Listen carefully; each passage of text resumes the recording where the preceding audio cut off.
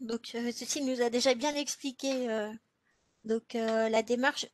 Il est vraiment bien important en fait de s'appuyer sur les critères et les éléments de preuve et de construire sa demande de badge autour de ces critères. Et donc, Annabelle, tu as le document du CFA Oui, donc je de change de Vire. partage. Ouais.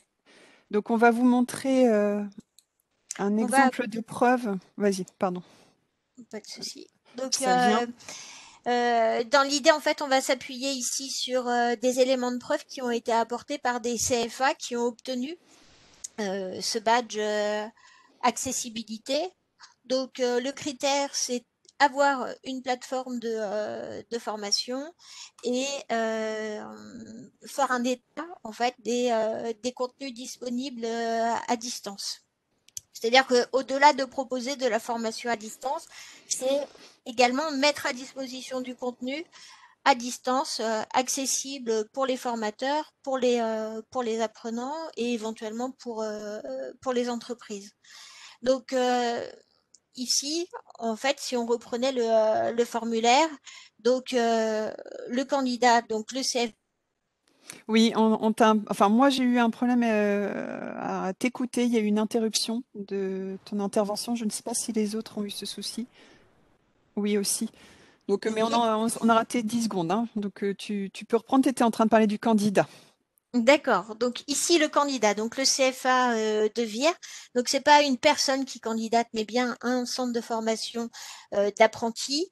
Ce centre de formation, donc une adresse courriel générique et, enfin, si possible, une adresse courriel générique pour le label, pour éviter les pertes de mails au milieu d'une multitude d'autres mails adressés au centre de formation. Et ensuite, donc, le descriptif, puisqu'on demande un descriptif ici, en l'occurrence pour expliquer quelle plateforme est mise en œuvre, la manière dont parfois elle s'est déployée et parfois les différents passages quand on a changé de plateforme, le pourcentage de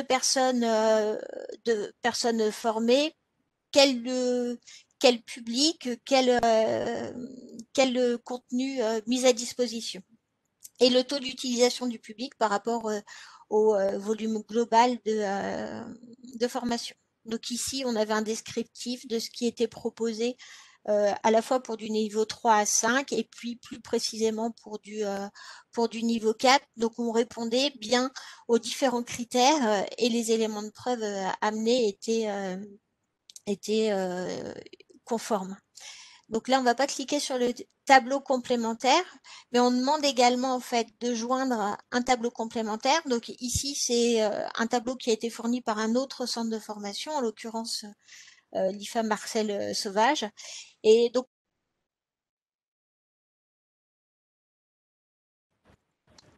mon micro a été coupé, il me semble. On m'entend? Oui, oui, c'est Ouais, bon, on t'entend. C'était le 3 IFA, ce tableau.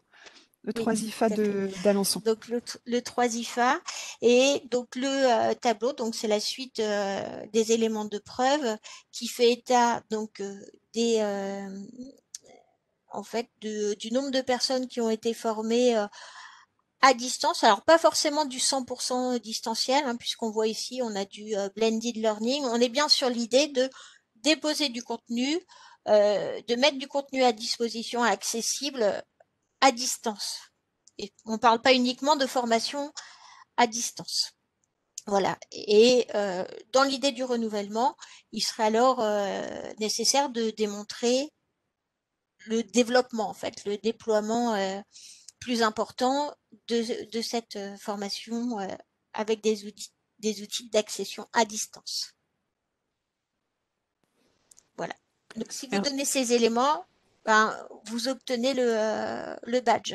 Donc, il s'agit, comme le disait Cécile, excuse-moi, de, en fait, de faire un état des lieux de ce qui se fait. Il y a énormément de choses qui se font dans les CFA. Donc, prendre le temps de se poser, d'écrire ce qui se fait et ensuite de déposer la demande de badge.